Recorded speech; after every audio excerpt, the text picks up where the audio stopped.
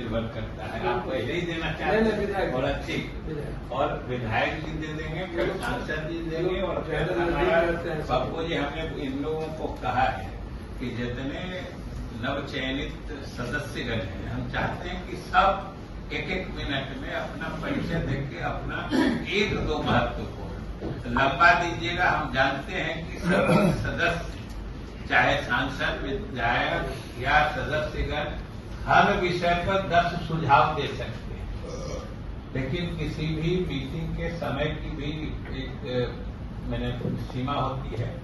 लेकिन हम चाहते हैं कि सब लोग इसमें सहभागी बने। और जैसा कि हमने शुरू कहा था, ये हमको दोबारा इसीलिए बोलना पड़ा है कि पप्पू जी अभी आए हैं और हम लोग के पुराने ताल्लुकात रहे हैं, जो इन्होंने कहा इसमें कोई जोड़ा नहीं है। और अब हम चाहेंगे कि विधायक जी एक बार इधर से, और विधायक सांसद को अपने परिचय देने की आवश्यकता नहीं है। नए सदस्य जब शुरू करेंगे अपना परिचय देके एक दो संक्षेप में बिना संबोधन। और जो पप्पू जी ने कहा कि शायद हमें नहीं पता है कि बैठक भले 8 वर्ष से हो रही है, लेकिन हमारे प्रभार में तो अभी आया है। और इस बीच में जो आप तो चूंकि विलंब से आए, शुरू में ही हम अपनी तरफ से खेद प्रकट कर चुके हैं कि 2 बार तो हमारा कार्यक्रम बन के रद्द हो गया। दोनों कारण भी हमने बता दिया। बीच में एक बाई इलेक्शन शंकर जी का आ गया था, उसके कारण 4-5 महीना मेरा बाधित रहा था। इसलिए अब हम बिना समय आज अच्छा लगेगा कि कोई मुस्कुराता हुआ इंसान हम लोग के साथ 2-4 घंटा रहेगा। इसलिए आज हम लोग को खुशी मिलेगी। इनका चेहरा नहीं कभी मुस्कुराते, कोई गुस्सा नहीं देगा। सुझाव देना चाहते थे। सिर्फ इतना रिक्वेस्ट है, जैसे रुपौली कोस की पुल का, रुपौली के कई पर्सन, कई भाग, जैसे बनमनखी का 2-3 पुलिया भी गया, कई लोकल रोड थे जिसमें जो वो नदियों, इस बार बनमनखी को 5 पंचायत 6 पंचायत को सबसे ज्यादा प्रभावित किया, और अमोर को और बायसी को हम एक गांव गए हैं, अमोर के, बायसी के, वैसे एक गांव।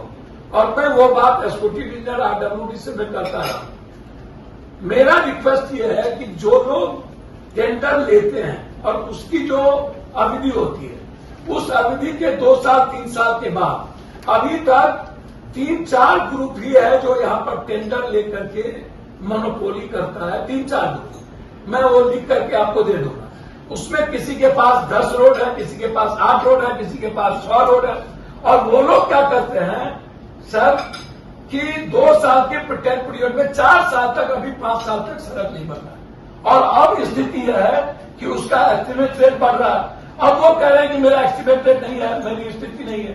तो रोड के सफर के चलते है, जिसमें जलालगढ़ की स्थिति, जिसमें कस्बा तरफ की स्थिति रोड है, कुछ बायसी का है, अमोर का है। इसको थोड़ा सा मैं चाहूंगा कि जितना प्रधानमंत्री सड़क योजना है, पप्पू हम आपने की बात कर रहे हैं, अगर कोई स्पेसिफिक सूचना भी है ये कहाँ पर होर्डिंग किए हुए हैं, तो सर मैं माननीय यहाँ जितने नए सदस्य हैं, आप सभी लोग गांव से जुड़े हुए लोग हैं। किसान का सबसे बड़ा, अभी आपको समय आएगा जफर साहब, ये आप लेट से आए हैं इसीलिए, नहीं तो ये शुरू में आप शुरू में ही तय हो गया है कि एक बोलते रहेंगे तो दूसरे नहीं बोलेंगे, और हम बोलने का मौका सबको देंगे।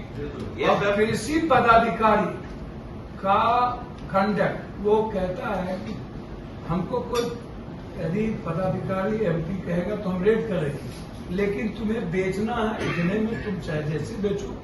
आप खाद्य व्यापारियों से पूछ, कृषि जो पदाधिकारी है वो इन्वॉल्व है। दूसरी चीज होल्डिंग टैक्स। सर मेरा आग्रह है कि शहर का जो होल्डिंग टैक्स की स्थिति है, इसको यदि गंभीरता से नहीं लिया जाएगा तो न मोटेशन होता है, न कोई चीजें होती है, और स्थिति है न किसी की बेटी की शादी हो पाएगी, न बहन की शादी हो पाती है। लोग सफर कर रहे हैं, ये ज्यादा है बहुत। सर इसमें 2-3 पदाधिकारी को लगाने की जरूरत है, और इसमें बार्गेनिंग शुरू है पदाधिकारियों के बीच। कितना पैसा पहले लाओ, पहले पाओ, लाओ तो कितना लाओ। ये स्थिति है, इस पर निरंकुश है। विधायक जी जो बात बोले हैं वो कोई अब मैं नहीं कुछ कह सकता हूं।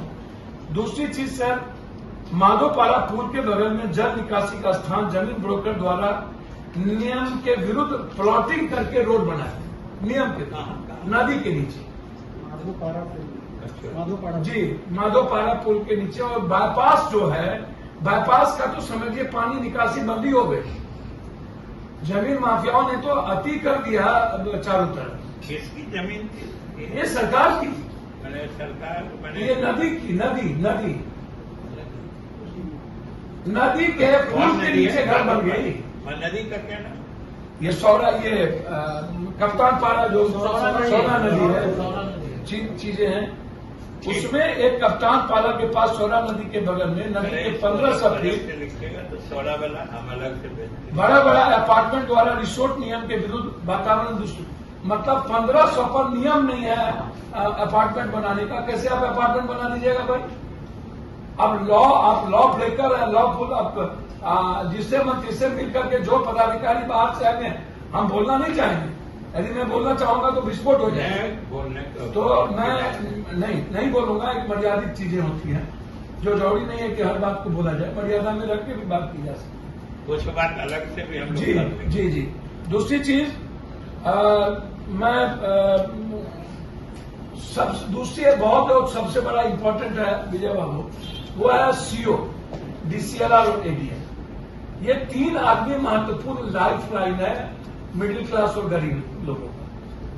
ये तो समझिए कि हमें अच्छे डीएम मिल गए हैं, अब कहां से पीछे से आप अच्छे ईमानदार एसपी को भेज, तो हम तो तबाह थे। कोशिश हम लोग की यही रहती। जी जी जी। तो मैं एक बात आपको बता दूं कि सीओ साहब लोगों का, उनका जो कर्मचारी है, कर्मचारी की बात करता हूं, वो 4, 5, 10 आदमी को खड़ा रखता है आपत्ति डलवाने के लिए कि हम जो कह रहे हैं आपत्ति डाल दो, उसके बाद हम देख लेंगे। 45 दिनों के अंदर नोटिशन का एक रेट है। जब कोई आपत्ति डलता है जो मिनिमम 76 डे होता है। मेरा आग्रह है कि आज ये पॉलिसी बन जाए इस सदन में कि 76 डे के बाद आपको जो लॉन्ग राइट ऑर्डर करना हो, जाएंगे वो डीसीएलआर, जाएंगे वो डीएम के कोर्ट में, किसी भी कीमत पर 76 को क्रॉस नहीं करे नोटिशन जवाब देंगे। ये साल भर 2-2 साल तक जी 45 यही कहा जाता है सर कि जो पुराने मामले हैं वो किसी हालत में ऊपर से ये तो ठीक कर है।